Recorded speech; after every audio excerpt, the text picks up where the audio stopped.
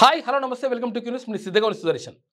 ప్రపంచంలోనే అతిపెద్ద ఏరోస్పేస్ దిగ్గజాలలో ఒకటిగా వెలుగొందుతున్న బోయింగ్ కంపెనీ గురించి తెలుసుకోవాలనుందా?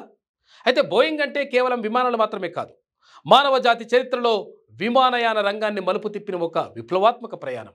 మరి ఆ అద్భుతమైన సంస్థ ఎవరిది? ఎవరు దీనికి పునాదులు వేశారు? తెలుసుకునే ప్రయత్నం చేద్దాం. Welcome to special story.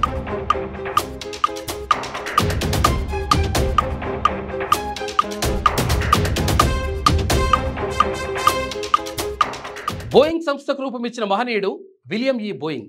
ఒక ధనిక కలప వ్యాపారిగా ఆయన జీవితం మొదలైంది.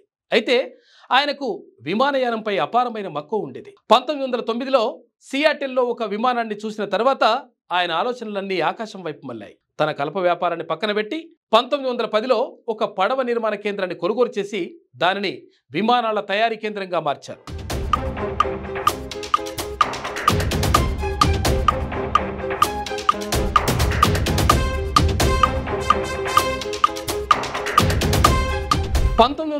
నాటికి విలియం బోయింగ్ స్వయంగా విమానం నడపడం నేర్చుకున్నారు. అదే స్ఫూర్తితో తన స్నేహితుడు జార్జ్ కాన్రాడ్ వెస్టన్ వెల్డ్తో కలిసి B&W అనే సీప్లేస్ను తయారు చేశారు. జూన్ 15, 1916న ఈ విమానం తన మొదటి ప్రయోగాత్మక ప్రయాణాన్ని విజయవంతంగా పూర్తి చేసింది. ఈ అద్భుతమైన విజయమే విమానాల తయారీని ఒక వ్యాపారంగా మార్చాలనే విలియం బోయింగ్ కలను సాకారం చేసింది. సరిగ్గా జూలై 15, 1916న ఆయన పసిఫిక్ ఏరో ప్రొడక్ట్స్ కో అనే కంపెనీని స్థాపించారు.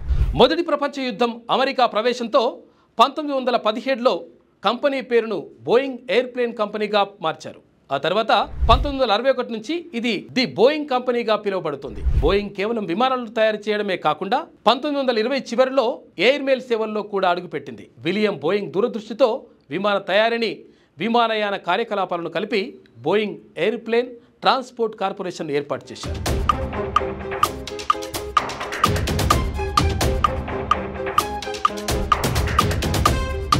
1929 నాటికి బోయింగ్ ఏకంగా అనేక చిన్న విమాన తయారీ సంస్థలను కొనుగోలు చేసి United Aircraft and Transport కార్పొరేషన్గా విస్తరించింది. అయితే 1934లో వచ్చిన ఒక చట్టం వల్ల విమాన తయారీని విమాన రవాణా నుంచి వేరు చేయాల్సి వచ్చింది. దీంతో ఈ పెద్ద సంస్థ 3 విభాగాలుగా విడిపోయింది. Boeing airplane company, United air craft మరియు యునైటెడ్ ఎయిర్లైన్స్. ఈ విభజన తర్వాతే విలియం బోయింగ్ తన కంపెనీలోని వాటాలను విక్రయించారు. విలియం బోయింగ్ కంపెనీని స్థాపించినప్పటికీ ప్రస్తుతం బోయింగ్ ఒక వ్యక్తికి లేదా కుటుంబానికి చెందింది కాదు. ఇది ఒక ప్రభుత్వ యాజమాన్యంలోని సంస్థ.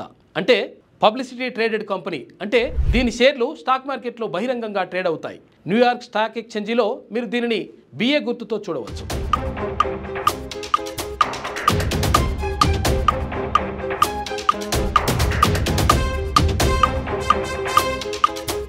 దీని యాజమాన్యం లక్షలాది మంది షేర్ హోల్డర్లకు పంపిణీ చేయబడింది. ఇందులో అత్యధిక వాటాలు అంటే సుమారు 70% వరకు సంస్థాగత పెట్టుబడిదారుల వద్ద ఉంటాయి.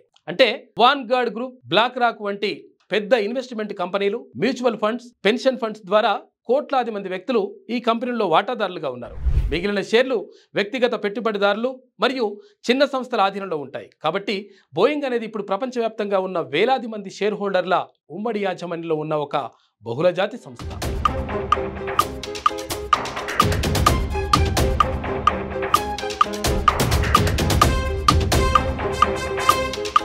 విలియం ఈ బోయింగ్ ఒక కలతో ప్రారంభమైన బోయింగ్ సంస్థ కేవలం ఒక కలప వ్యాపారిగా ఉండిపోకుండా ప్రపంచ విమానయాన రంగంలోనే ఒక దిగ్గజంగా ఎలా ఎదిగిందో మనం చూశాం.